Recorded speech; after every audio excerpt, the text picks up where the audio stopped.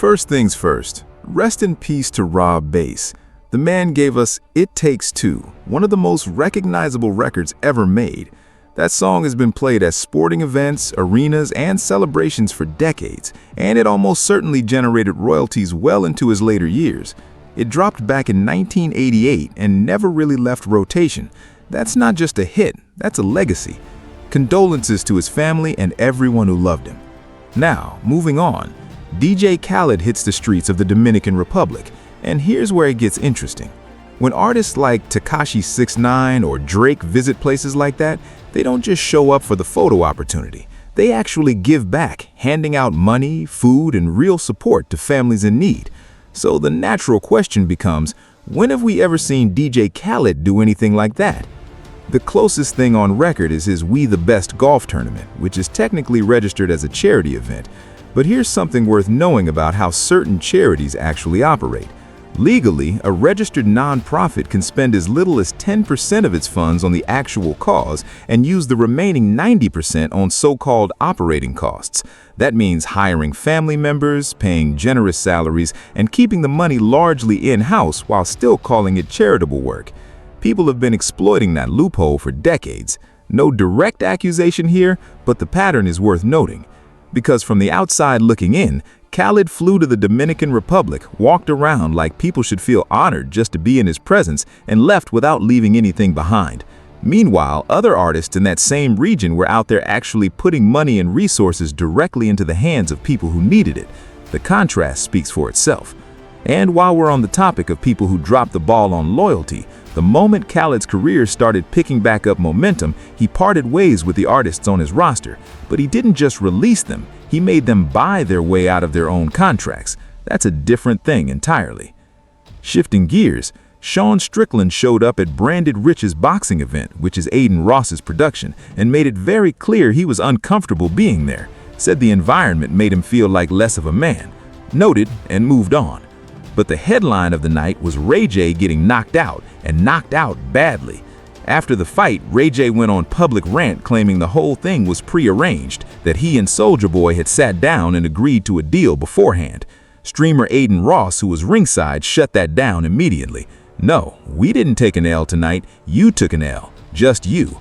And look, Ray J has been publicly saying for a while now that he has heart problems, that his health is in serious decline, that he's scared for his life, and then he signs up to go boxing.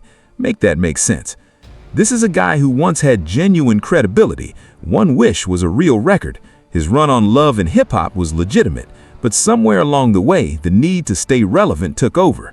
He launched what he called Raytronics, a tech company he claimed he eventually sold for $100 million. The reality, it was a drop-shipping operation. He was sourcing existing products from overseas manufacturers, putting his branding on them and reselling them, which, to be fair, is a real business model, but it is not a $100 million empire. So now, after getting knocked out cold in front of everyone, his explanation is that it was all staged, that there was a plan, that he was in on it. He got hit hard, he got embarrassed, and now he needs a story. Here's what he said. Oh, I thought we had a plan. I don't want to say too much because I don't want to get nobody in trouble, but damn, my nigga. We took a L tonight. And what exactly does he need to talk about? You got knocked out. That's the whole story. There's nothing to negotiate backstage. There's nothing to explain. You stepped into the ring and you got dropped. It's that simple. But according to Ray J, he pulled someone aside after the fight and said, "We lost." And that person looked at him confused and fired back, "What do you mean we lost? We didn't think you were going to win in the first place. So how exactly did y'all lose money?" And that right there tells you everything. Even the people closest to him didn't believe he was going to win. So the idea that there was some elaborate prearranged deal that Soulja Boy broke, that's starting to look a lot less like a credible accusation and a lot more like damage control. Because the excuses just keep coming with Ray J. At this point, it's almost predictable. He got knocked out clean in front of a live crowd on camera for the entire internet to see. And instead of taking the L with some dignity, he turned it into a conspiracy. He essentially admitted, "I wouldn't have agreed to any of this if I knew I was actually going to get knocked out in front of everybody and become a punchline." Which, when you say it out loud, isn't really an accusation. It's just an embarrassed man trying to rewrite what happened. And if that wasn't enough, somebody went ahead and made an AI video of the whole situation. And honestly, it tracks perfectly with everything going on.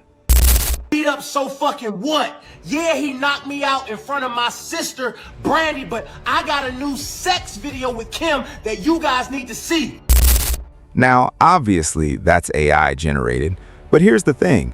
Ray J's real-life behavior is so unpredictable that for a split second, you almost have to double-check. Normally, when you see an AI clip, the reaction is immediate. That's clearly fake. That's too outrageous. With Ray J, the line between satire and reality has gotten genuinely blurry, because he has actually teased a second tape before, more than once, purely to generate attention and get people talking. It's a pattern at this point. Honestly, he's become the R&B version of what Soulja Boy is to rap.